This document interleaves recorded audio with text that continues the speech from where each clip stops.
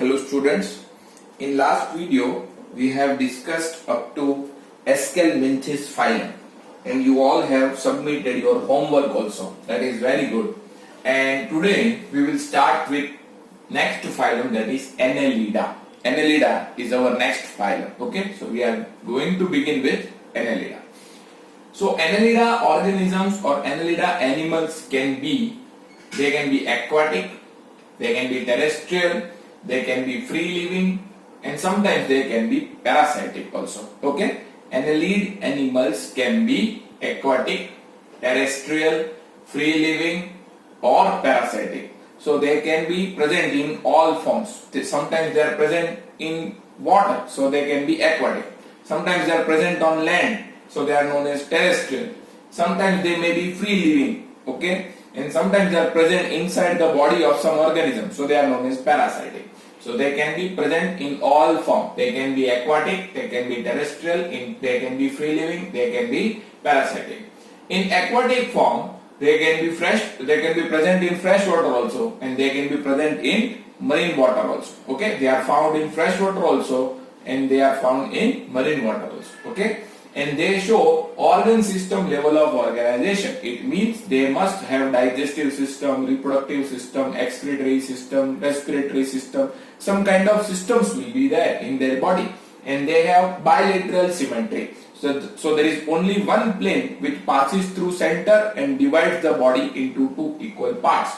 They are triploblastic and coelomate animals. So they have three germ layers and they have body cavity inside their body which is developed in the mesoderm. Okay, so they are triploblastic and coelomate animals, and their body is metamerically segmented. So their body is divided or segmented both internally as well as externally. Their body is segmented both internally and externally, and there is serial repetition of at least some organ in each segment. There is serial repetition of at least some organ in each segment is found in the annelid phylum. Okay, so these animals have metameric segmentation. What is segmentation? When the body is divided or segmented both internally and externally, that phenomenon is known as segmentation. When body has segment both internally as well as externally, that is known as segmentation. So there is serial repetition of at least some organ, okay, in their body. That is known as metameric segmentation. And they have longitudinal and circular muscles in their body which help them in locomotion. They have specialized muscle in their body, and these muscles are both longitudinal type and circular type. They have longitudinal muscle type and circular muscle type which help them in locomotion. Okay, so they have longitudinal muscle as well as circular muscle which help them in locomotion.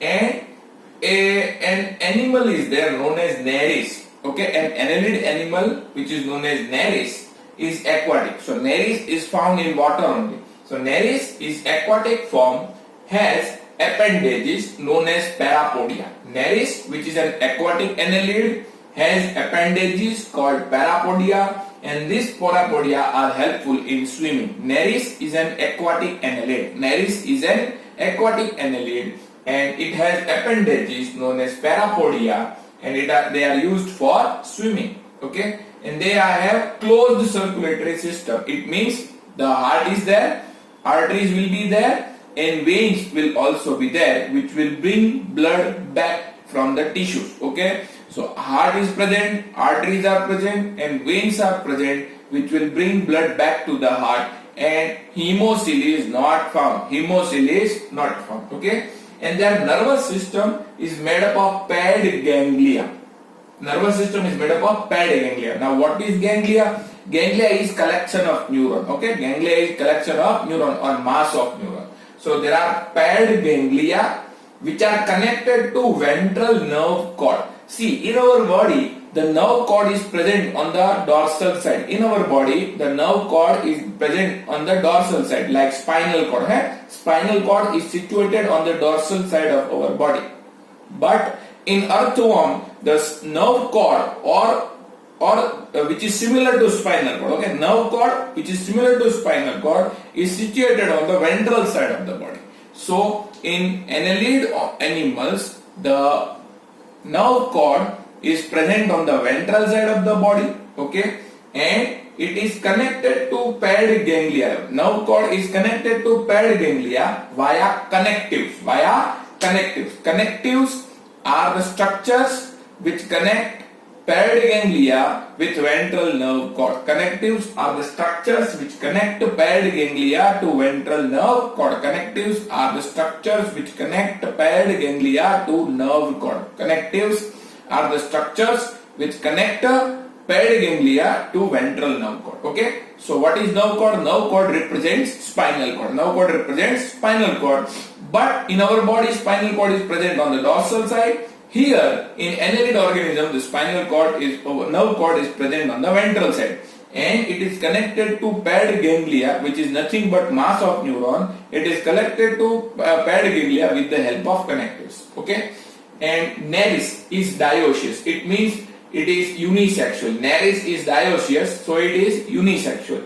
And earthworm and leech are monoecious. Earthworm and leech are monoecious, so they are bisexual. Earthworm and leech are bisexual, so they are also known as monoecious. Bisexual animals are also known as monoecious. Unisexual animal is known as dioecious.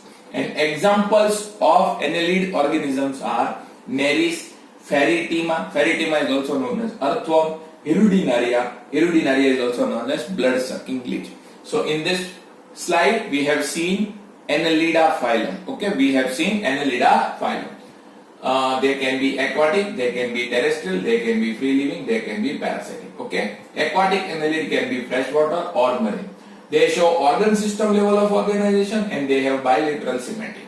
They have three germ layers. They are triploblastic and they are coelomate, and they have metamerically segmented body. They have longitudinal and circular muscles which help them in locomotion. Nares is an aquatic form which has appendages which help appendages known as parapodia, and it is used for swimming. And they have closed circulatory system. They have nephridia for excretion. This I have not spoken. Okay, the organ which is used for excretion is known as nephridia. Organ which is used for excretion is known as nephridia. And they have nervous system which is made up of paired ganglia, and these paired ganglia are connected to ventral nerve cord via connectives. And nares is dioecious animal, so it is unisexual, and earthworm and leech are monoecious, so they are bisexual. Examples are nares, Ferritima means earthworm, and Hirudinaria, which is also known as blood-sucking leech. And in the next slide we will talk about the next phylum known as Arthropoda. Okay, so let's learn Arthropoda in detail.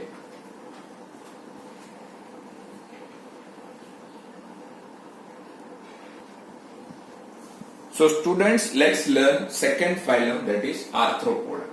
Arthropoda is the largest phylum of animal kingdom. Okay, Arthropoda is the largest phylum of animal kingdom. 2/3 species of all named species belong to arthropod. Okay, 2/3 species of all named species on earth.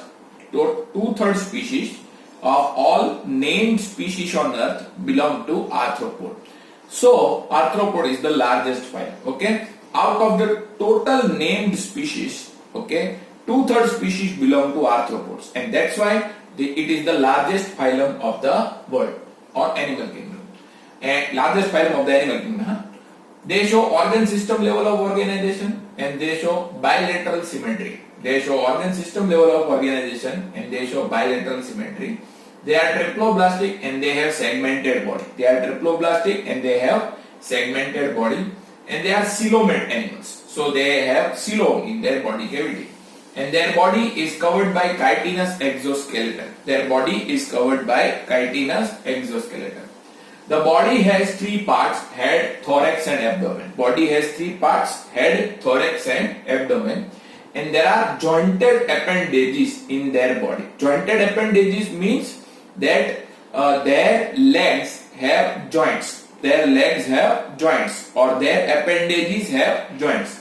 So there are joints in their appendages. Their body has three parts: head, thorax and abdomen. And their body is covered by chitinous exoskeleton. So they have an exoskeleton. Sometimes we have endoskeleton in some animals. Okay, in some animals endoskeleton is there. In some animal exoskeleton is also there. So here exoskeleton is made up of chitin, and they do respiration with the help of gills, book lungs, and tracheal system. These are the respiratory organs. These are the respiratory organ of arthropods. They respire with the help of gills, book lung, tracheal system. They respire with the help of gills, book lung, and tracheal system. Okay, they respire with the help of gills, book lungs, and tracheal system.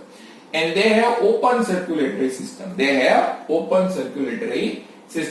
And their sensory organs are antenna, eyes, and statocyst. They have some sensory organs in their body. And these organs are antennae, eye, and statocyst. Antennae, eyes, and statocyst are the sensory organs. They have sensory organs in their body known as antennae, eyes, and statocyst. Statocysts are also known as balance organs. And their excretory organs are Malpighian tubule. They do excretion with the help of Malpighian tubules. They are dioecious. Dioecious means they are unisexual. So they are unisexual. And they have internal fertilization. So male and female gamete fuse inside the body of organism. Male and female gamete will fuse inside the body of organism. So they have internal fertilization. And they are oviparous. The meaning of oviparous is they are egg-laying animals. These are egg-laying animals. So they are oviparous. And their development is direct or indirect. Sometimes they show direct development. Sometimes they show indirect development. So young ones are sometimes similar to their parents, and sometimes they are not similar to their parents. So they show direct and indirect type of development. Now let's talk about the example of arthropod. Example of arthropods are Apis. Apis is also known as honeybee.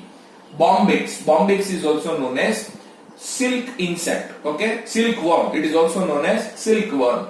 Lecifer. It is known as lac insect. Okay, we collect lac with the help of lecifer.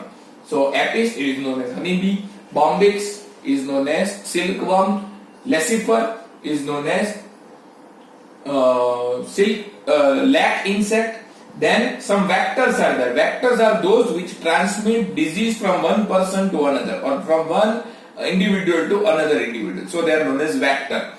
Vectors are Anopheles, Culex, and Aedes mosquito. Anopheles mosquito, Culex mosquito, and Aedes mosquito transmit disease from one individual to another. So they are known as vector.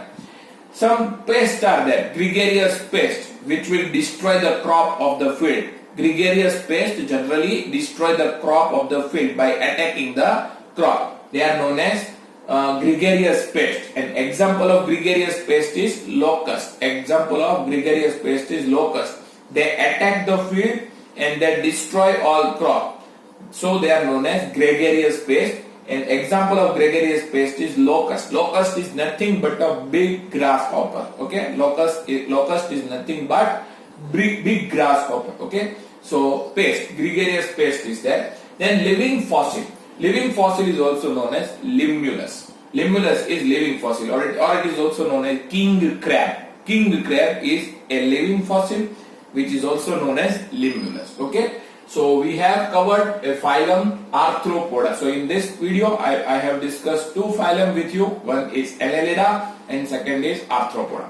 Please watch the video 2-3 times and then write it down as homework and send it in group only. Okay, in PDF form you have to send it in the group, or you can send in image form also. Okay, so you can send image directly, or you can convert it in PDF form and then you can share it. You have to share it in the group. Okay, so today you have to write two phylums in homework, that is Annelid and Arthropoda. Okay, chalo.